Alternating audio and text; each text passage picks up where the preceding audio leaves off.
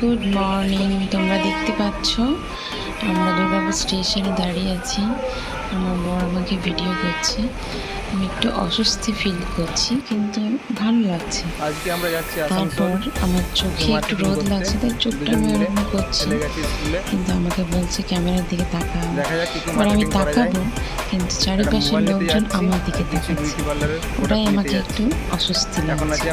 এবার মাঝখান থেকে ব্যাগটা নিয়েছি, আমাকে আরও অস্বস্তি ফিল আসছে। এবার আমরা লিফটে চাপছি, দেখো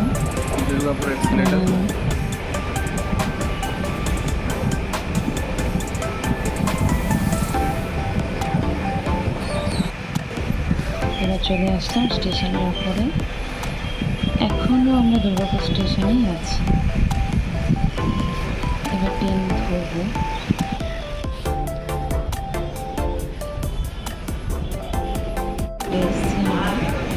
চলে এসেছি। আমি একটা ছোট্ট ভিডিও করছি। নেমে পরে আমরা টোটোতে চেপেছি। আসানসোল নামলাম, টোটো থেকে বাস স্ট্যান্ড যাচ্ছি। বেশ তাড়াতাড়ি নিয়ে গেল টোটো।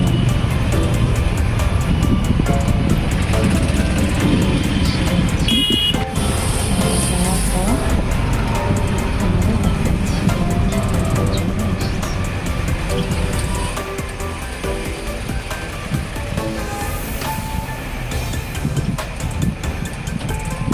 এই যে আসল উদ্দেশ্য হচ্ছে আমার এই কাজের জন্যই আমি গিয়েছিলাম। আমার কসমেটিক্সের কিছু পার্লারের প্রোডাক্ট কেনার জন্য আমি গিয়েছিলাম। আর আমার বর গিয়েছিল মোবাইলের দোকানে। আমার কেনাকাটা তো ভালোই ভিডিও করেছে, রাখতে পারে। হ্যাঁ, করেছি।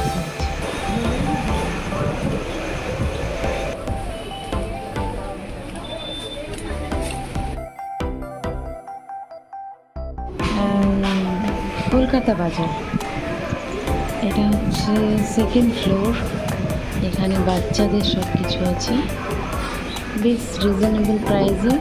খুব সুন্দর সুন্দর ড্রেসগুলো। তোমরাও যেতে পারো, তোমরাও ট্রাই করতে পারো। যাদের ছোট ছোট বাচ্চা আছে তাদের জন্য এত সুন্দর সুন্দর গেঞ্জি আছে। আমার তো আর 1-2 বছরের বাচ্চা নেই, আমার ছেলে বড় হয়ে গেছে, তো ওর সাইজেও ভালো ভালো আছে, কিন্তু আমাকে বেশি কাছে টানছিল এই ছোট ছোট ড্রেসগুলো।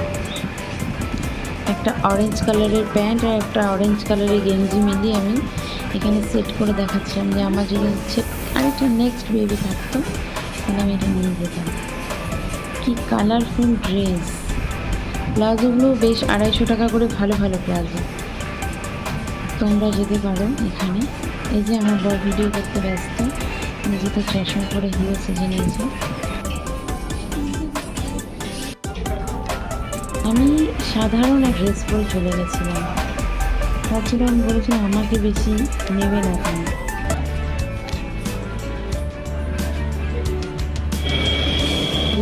কিনেছি কি, আমি যখন গাড়ি চালাই তখন আমার চোখের মধ্যে প্রচুর বালি ছিটকে ছিটকে আসে, তার জন্য আমি এরকম একটা চোখ